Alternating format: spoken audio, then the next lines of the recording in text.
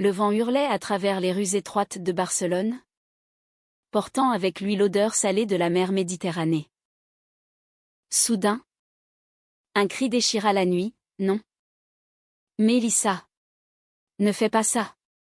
Aurore se précipita vers elle. Les larmes aux yeux. Mais il était trop tard, la porte claqua avec une violence qui ébranla son monde entier. Aurore avait atterri à Barcelone 6 mois plus tôt, fuyant les ombres d'un passé parisien trop lourd. À 25 ans, elle portait en elle les cicatrices d'une enfance volée par des parents absents et d'une adolescence marquée par des amours inachevés. Elle avait accepté ce poste de graphiste dans une agence de publicité branchée, attirée par le soleil d'Espagne et l'anonymat qu'il promettait. Mais rien ne l'avait préparée à Mélissa. Mélissa était la directrice créative de l'agence. Une femme de 32 ans au charisme glacial qui intimidait tout le monde. Originaire de Madrid, elle avait gravi les échelons avec une détermination féroce, masquant sous son armure professionnelle une vulnérabilité qu'elle refusait d'admettre. Ses yeux bleus, froids comme l'acier, scrutaient chaque employé avec une précision chirurgicale. La perfection n'est pas une option. C'est une obligation. Aimait-elle répéter lors des réunions, sa voix résonnant comme un décret royal. Dès le premier jour, Aurore fut captivée. Lors de la présentation de l'équipe, Mélissa l'avait fixé un instant de trop. Un éclat fugace traversant son regard. Aurore, avec ses cheveux bruns ondulés et ses yeux verts pétillants, se sentit nue sous ce regard. Elle rougit, baissa les yeux, mais quelque chose s'était allumé en elle. Une étincelle qu'elle n'avait pas ressentie depuis longtemps. Les semaines suivantes furent un tourbillon de travail intense. L'agence préparait une campagne pour une marque de vin catalan. Et Aurore se retrouva souvent seule avec Mélissa tard le soir, penchée sur des moodboards et des esquisses. Ton design est trop sentimental, Aurore. Il faut de la force, pas de la faiblesse, critiquait Mélissa. Mais ces mots étaient adoucis par un sourire rare qui illuminait son visage. Un soir, alors que la pluie battait contre les vitres du bureau, Aurore osa poser une question personnelle. Pourquoi êtes-vous si dur avec tout le monde? Mélissa leva les yeux. Surprise. Parce que la vie m'a appris que la faiblesse te détruit. J'ai perdu ma sœur il y a 10 ans. Dans un accident. Depuis, je ne laisse plus rien m'atteindre. Aurore posa sa main sur la sienne. Un geste impulsif. Mélissa ne la retira pas immédiatement. Ce fut le début. Leur relation s'épanouit dans l'ombre des Ramblas animées. Elles se retrouvaient après le travail dans des cafés cachés du Barry gothique, où les conversations glissaient de l'art à la vie. Des rêves aux peurs.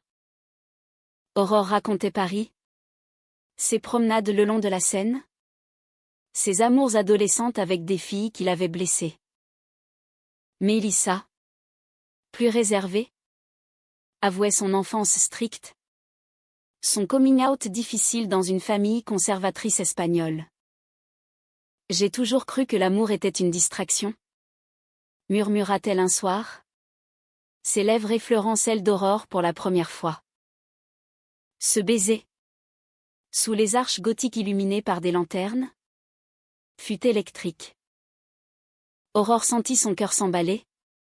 Une vague de chaleur l'envahir. Mélissa, habituellement si contrôlée, se laissa emporter, ses mains tremblantes sur la taille d'Aurore. Elles rentrèrent chez Mélissa, un appartement moderne avec vue sur la Sagrada Familia, et passèrent la nuit à explorer leur corps avec une tendresse infinie. Aurore découvrit la douceur cachée sous l'armure de Mélissa. Des caresses qui parlaient plus que des mots. Mais les ombres planaient.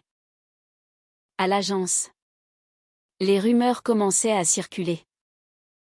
Ravière, un collègue ambitieux, avait vu Mélissa et Aurore ensemble un soir. Jaloux de l'attention que Mélissa portait à la nouvelle venue, il complotait dans l'ombre. Aurore, naïve, ignorait les dangers. Elle vivait pour ses moments volés, des promenades sur la plage de la Barceloneta, où elle marchait main dans la main, ignorant les regards, des dîners dans des tapas-bars, où le vin rouge déliait leur langue. Un jour, lors d'une réunion, Mélissa défendit farouchement un design d'Aurore contre les critiques de l'équipe. C'est innovant. C'est audacieux. Si vous ne le voyez pas, c'est que vous êtes aveugle. Aurore sentit son cœur gonfler d'amour. Ce soir-là, chez elle, elle murmura « Je t'aime, Mélissa ». Mélissa hésita. Puis répondit « Moi aussi. Mais promets-moi de ne pas me briser ». Les conflits émergèrent subtilement. Mélissa, hantée par son passé, luttait contre sa peur de l'engagement. Elle annulait des rendez-vous pour des « urgences au travail », laissant Aurore seule avec ses doutes. Aurore, de son côté, se sentait étouffée par le secret. Pourquoi ne pas le dire à tout le monde, demanda-t-elle un soir. Mélissa secoua la tête. L'agence est un nid de vipères. Et ma famille? Ils ne comprendraient pas. Pourtant, leur amour grandissait. Lors d'un week-end à Sitges, une station balnéaire gay-friendly, elles se sentirent libres. Elles dansèrent dans des clubs vibrants, leur corps se fondant au rythme de la musique. Aurore embrassa Mélissa sous les étoiles, murmurant des promesses d'éternité. Mais au retour, la réalité frappa. Ravière confronta Mélissa, « Je sais pour toi et la française.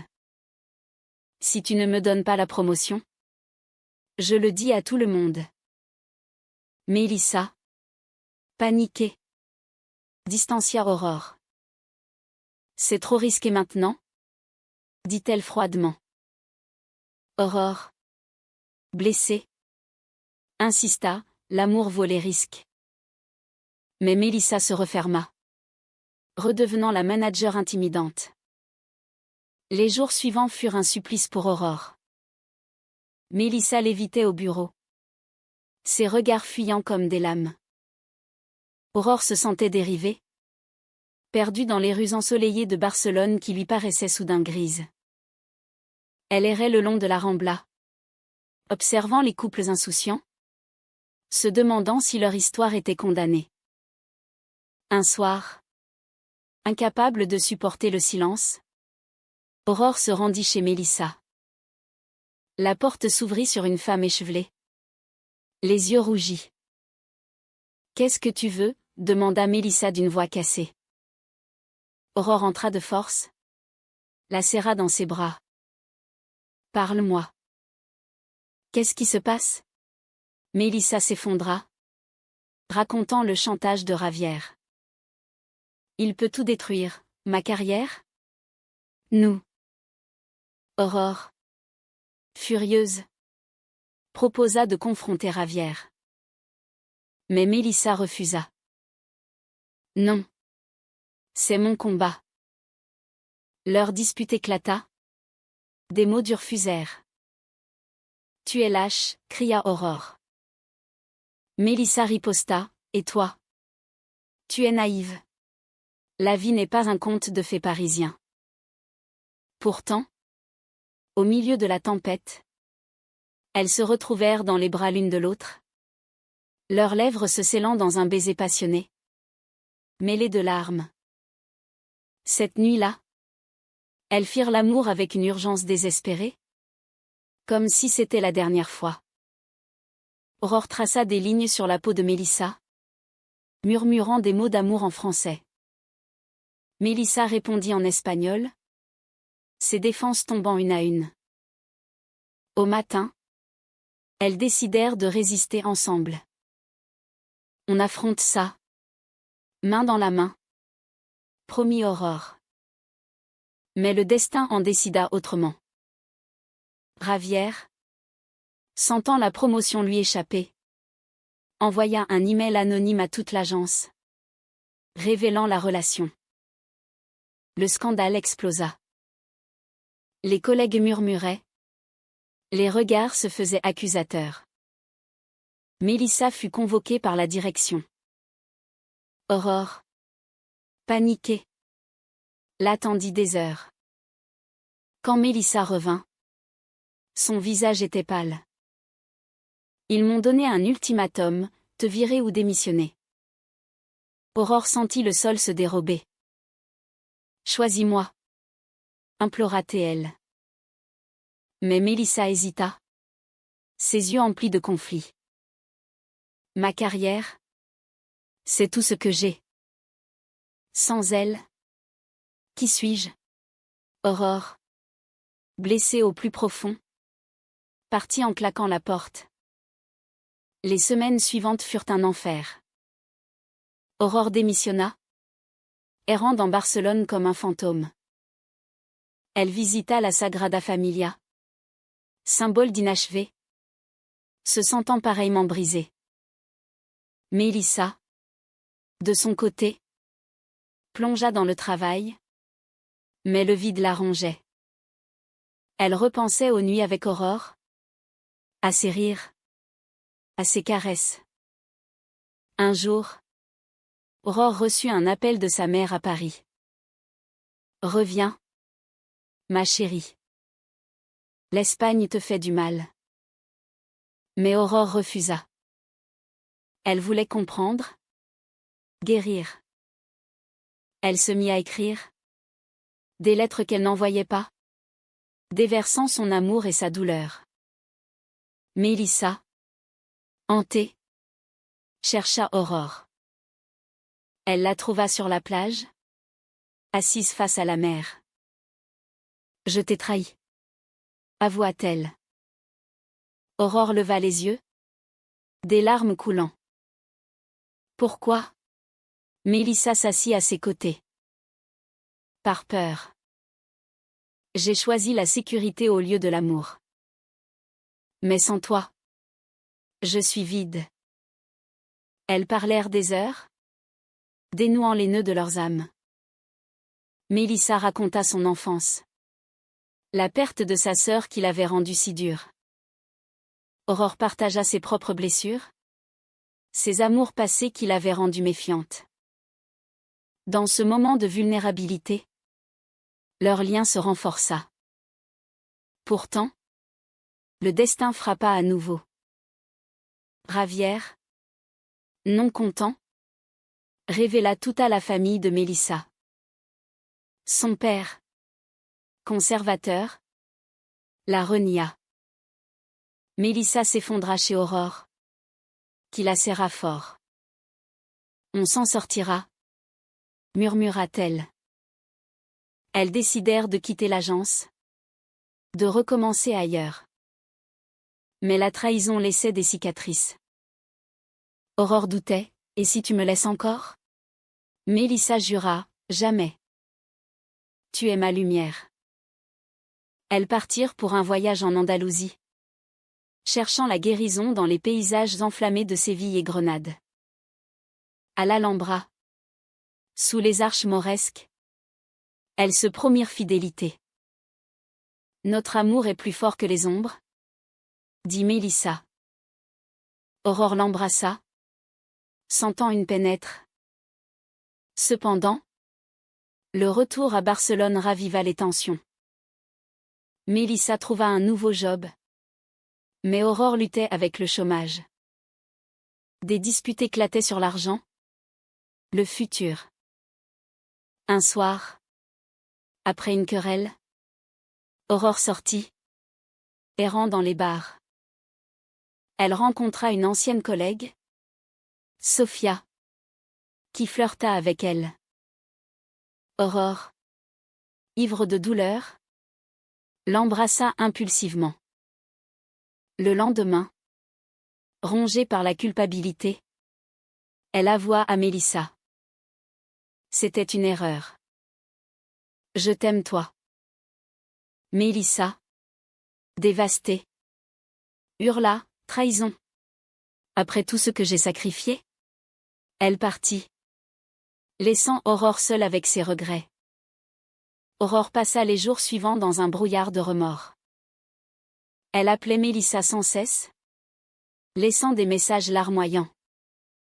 Pardonne-moi. Je t'en prie. C'était stupide, impulsif. Mais Mélissa ne répondait pas. Barcelone, autrefois magique, devenait un labyrinthe de souvenirs douloureux. Mélissa, recluse dans son appartement, luttait contre la rage et la tristesse. Elle repensait à leur premier baiser, à leurs promesses. Comment a-t-elle pu, se demandait-elle. Pourtant, au fond, elle comprenait, la peur, la solitude. Elle se rappelait sa propre hésitation, sa trahison antérieure. Un soir, sous une pluie torrentielle, Mélissa se rendit chez Aurore. Elle frappa à la porte. Trempée. Aurore ouvrit. Stupéfaite. Mélissa. Elles se regardèrent. Le temps suspendu. Puis Mélissa entra. Et les mots jaillirent. Je te hais pour ce que tu as fait. Mais je t'aime plus encore. Elles s'embrassèrent avec une passion sauvage. Leurs vêtements mouillés tombant au sol. Cette nuit fut un catharsis. Un mélange de colère et d'amour. Au matin, elles parlèrent. Vraiment. On doit guérir ensemble, dit Aurore. Mélissa acquiesça, plus de secrets, plus de peur. Elles décidèrent de repartir à zéro. Aurore trouva un job freelance. Mélissa lança sa propre agence. Leur relation s'approfondit. Nourrie par les épreuves. Elle voyageait en Espagne, découvrant des villages cachés, des plages secrètes. À Cadaqués, inspirée par Dalle, elle rêvait d'un futur ensemble. Mais le passé ressurgit. Ravière, licencié, chercha vengeance. Il contacta la presse locale, révélant des détails intimes. Un article parut, scandale lesbien dans l'agence publicitaire. Les familles s'en mêlèrent. La mère d'Aurore appela. Choquée mais supportive. Le père de Mélissa, intransigeant, coupa les ponts définitivement. Mélissa s'effondra. Tout est ruiné. Aurore la serra, non. Nous sommes plus fortes. Elles affrontèrent le monde, main dans la main. Des amis les soutinrent, formant un cercle protecteur. Leur amour devint un symbole de résilience. Le climax arriva lors d'une confrontation avec Ravière. Dans un café, Mélissa l'affronta. Pourquoi nous détruire? Ravière ricana, par jalousie. Tu as tout. Moi rien. Aurore intervint, l'amour n'est pas une compétition. Trouve le tien. Ravière, touchée, s'excusa vaguement et partit. Cette victoire les unit plus que jamais. Elles décidèrent de se marier. En petit comité. Sur une plage de la Costa Brava. Sous le soleil couchant. Elles échangèrent des vœux en français et espagnol. Je te promets l'éternité, murmura Mélissa. Aurore répondit, et je te promets la lumière. Pourtant, la vie n'est pas un conte. Des mois plus tard, Mélissa apprit qu'elle avait un cancer, hérité de sa sœur. Le diagnostic frappa comme un coup de tonnerre. Aurore, dévastée, jura de lutter à ses côtés. On vaincra ça ensemble. Les traitements furent épuisants. Mélissa perdit ses cheveux, sa force, mais pas son esprit. Aurore la veillait, lisant des poèmes français, cuisinant des plats réconfortants. Dans les moments sombres, elle se rappelait leur début, riant des absurdités. Un soir, à l'hôpital, Mélissa murmura, « Si je pars, vis pour nous deux. » Aurore pleura, « Tu ne pars pas. » Mais la maladie progressait. Mélissa s'affaiblissait, ses yeux bleus perdant leur éclat. Aurore organisa un voyage final à Paris, pour montrer à Mélissa sa ville. Elles marchèrent le long de la Seine, main dans la main, ignorant les regards. À la Tour Eiffel, Mélissa dit, « Merci pour cet amour. Tu m'as rendue humaine. » De retour à Barcelone, Mélissa s'éteignit paisiblement, dans les bras d'Aurore. « Je t'aime » furent ses derniers mots. Aurore, brisée, erra des mois. Mais lentement, elle guérit. Elle écrivit un livre sur leur histoire, un hommage à l'amour lesbien, à la résilience. Il devint un best-seller, touchant des cœurs. Des années passèrent. Aurore, maintenant à 30 ans, vivait à Barcelone, gardienne des souvenirs. Elle fonda une association pour les droits LGBT, inspirée par Mélissa. Chaque année, elle visitait la plage où elle s'était promise, jetant des fleurs à la mer. Un jour, elle rencontra Elena, une artiste espagnole. Leur relation naquit doucement, sans les tempêtes du passé. Aurore n'oublia pas Mélissa, mais apprit à aimer à nouveau. L'amour n'efface pas. Il ajoute. Se dit-elle. Le livre d'Aurore inspira des milliers. Des femmes lui écrivaient, partageant leurs histoires. Elle se sentait connectée, humaine. La trahison, la perte, tout avait forgé sa force. À la fin, Aurore se tenait sur la Rambla, regardant la foule. Elle sourit, sentant la présence de Mélissa dans le vent. Leur histoire n'était pas une tragédie, mais un témoignage, l'amour transcende la douleur, illumine les ombres. Dans les rues de Barcelone, où le soleil danse avec la mer, Aurore marcha, libre et aimante. La vie continuait, riche de leçons, d'émotions, d'humanité.